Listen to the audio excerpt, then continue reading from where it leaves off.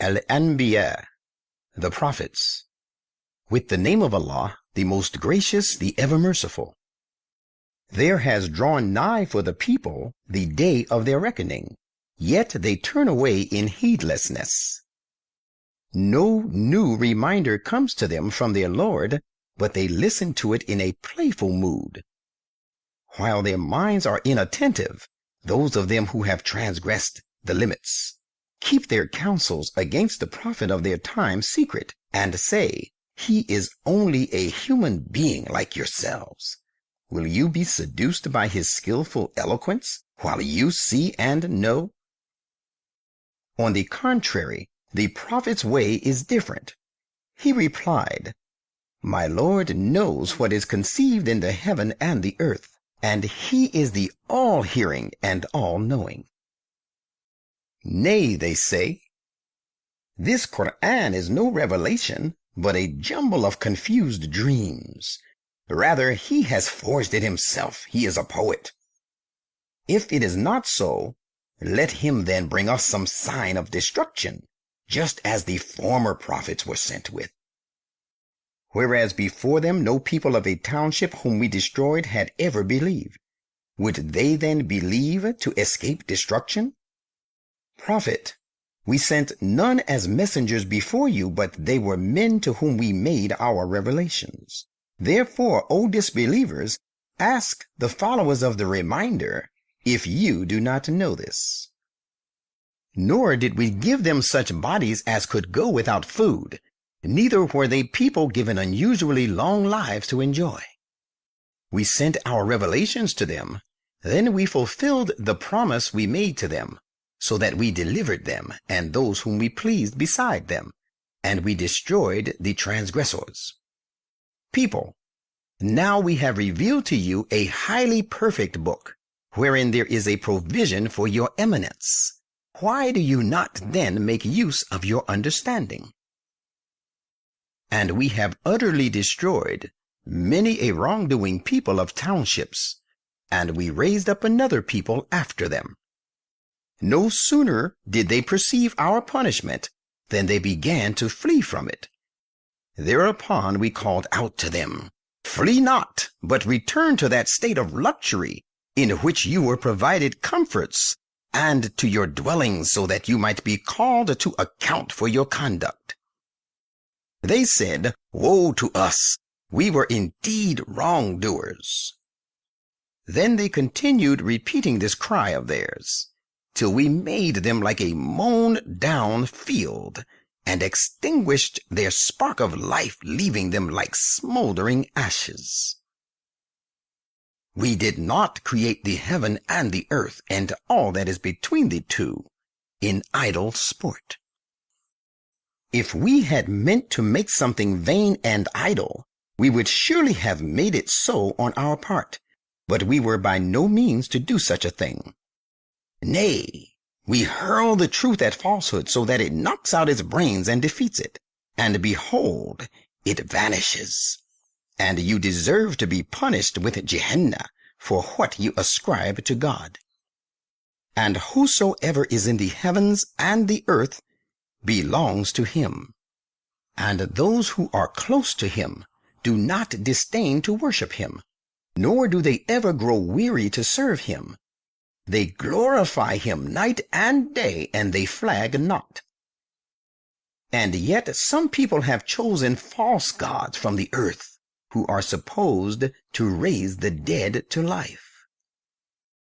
Had there been in them, the heaven and the earth, other gods besides Allah, then surely both would have gone to ruin because of chaos, disorder, and confusion. Glorified then be Allah, the Lord of the throne of power, far above what they attribute to him. He cannot be questioned for what he does, because the cause for an objection does not exist, whereas all others will be questioned for what they do. Or have they chosen other gods beside him? Say, bring forth your clear proof if there are other gods. This unity of God is the message of those who are with me, and the message of those who have gone before me. The only thing is that most of them have no knowledge of the truth, and that is why they have turned away from it. And we sent no messenger before you, but we revealed to him, saying, the truth is that there is no other, cannot be, and will never be one worthy of worship but me. Therefore worship me alone. And they say, the most gracious God has taken to himself a son. Holy is he. Rather, they whom they so designate are only his honored servants. They do not precede him in speech, and they only carry out his biddings. He knows all that is before them, their future, and all that is behind them, their past. And they do not intercede except for the person for whom he is pleased to accord permission. And they are full of awe and reverence out of his majesty. Should any one of them say, I am a deity apart from him, him we will recompense with Gehenna, for that is how we recompense the unjust. Do those who disbelieve not see that the heavens and the earth were once one mass, all closed up? Then we rent them apart, and it is from water that we created all life. Will they not believe in the face of all this? And we have made firm mountains on the earth, so that they may be a source of benefit and provision for the people, and lest it should quake with them. And we made on it wide pathways, that people may find right guidance to reach the goal. And we have made the heaven a roof, well protected. Still they turn away, paying no heed to its heavenly signs. And it is he who created the night and the day, the sun and the moon. They are all gliding along smoothly in their respective orbits.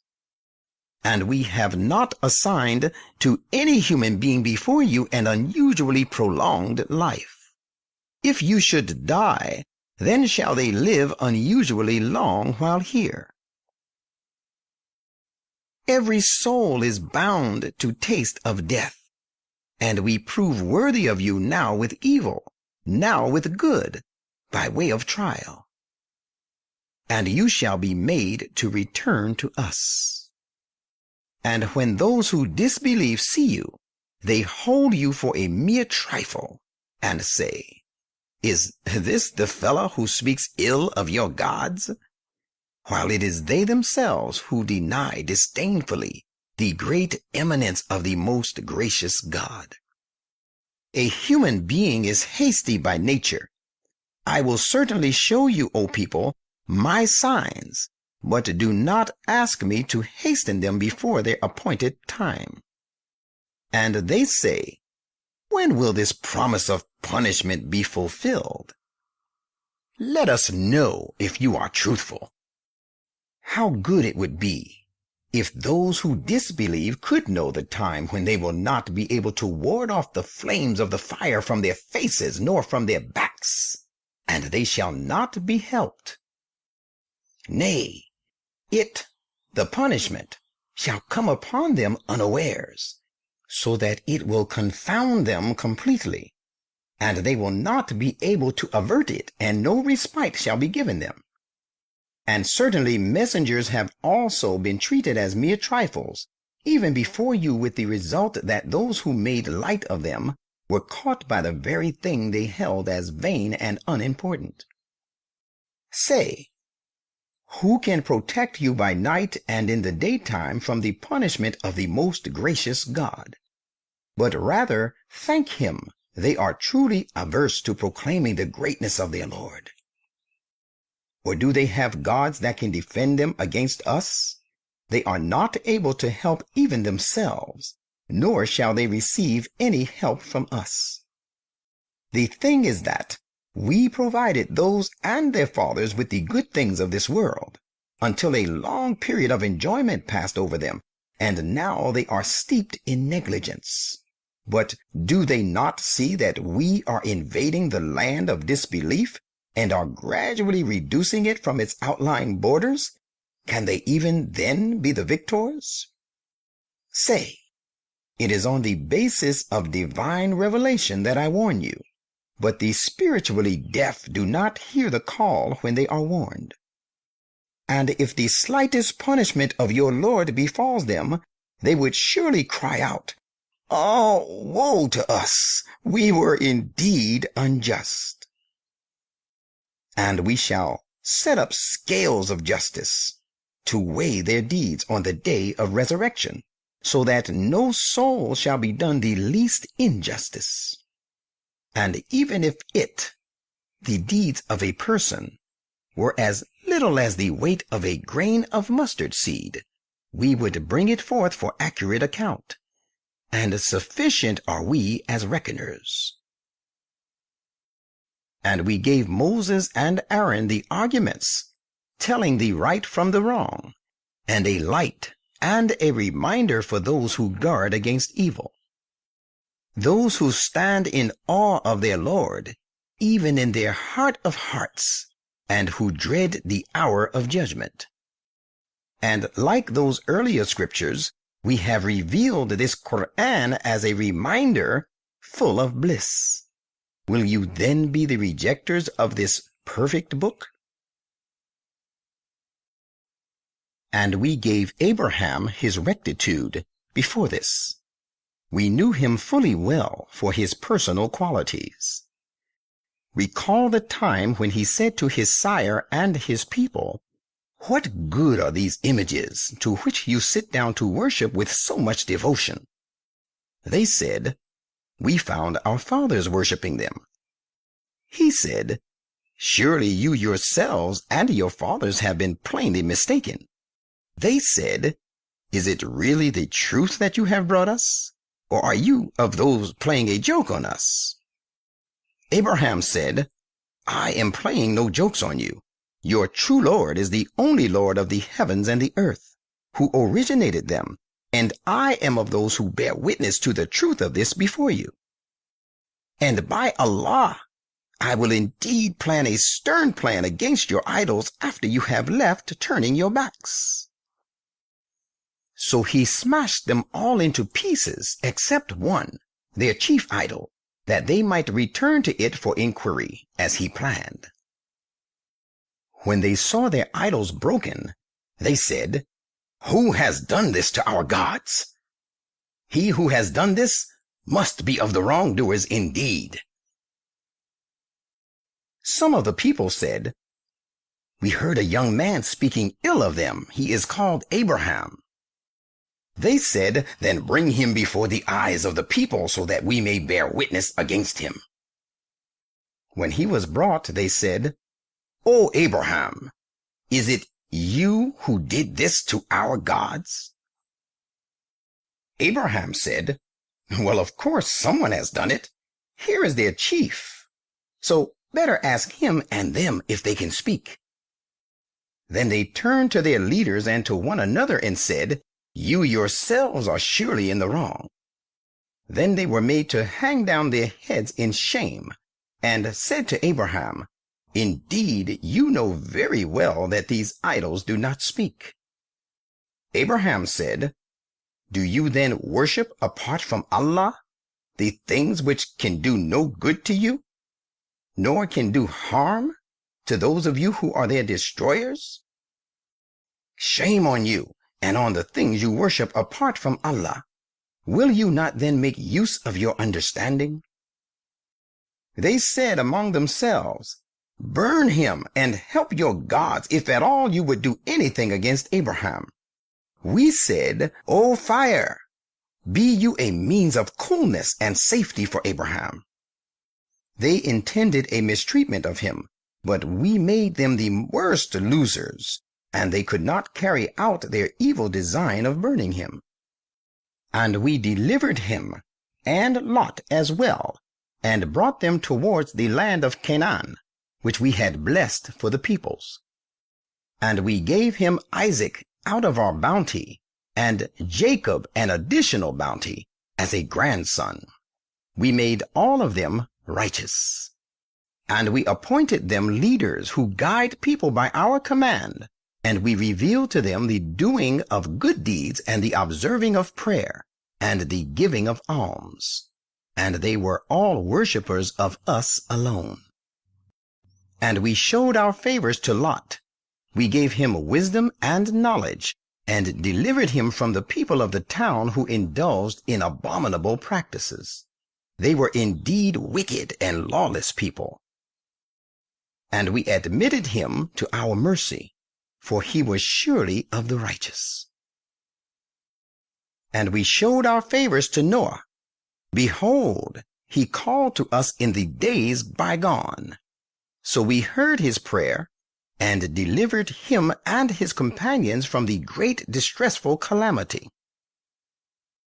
And we helped him against the people who cried lies to our messages. They were surely people given to evil, so we drowned them all.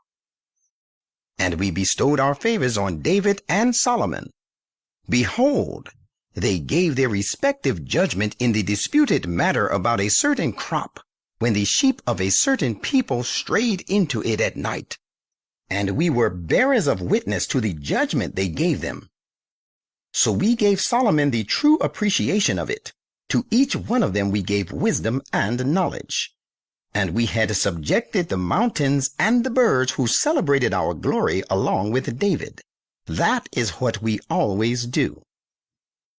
And we taught him the art of making coats of mail for you people, that they designed to fortify you against one another's violence in your wars.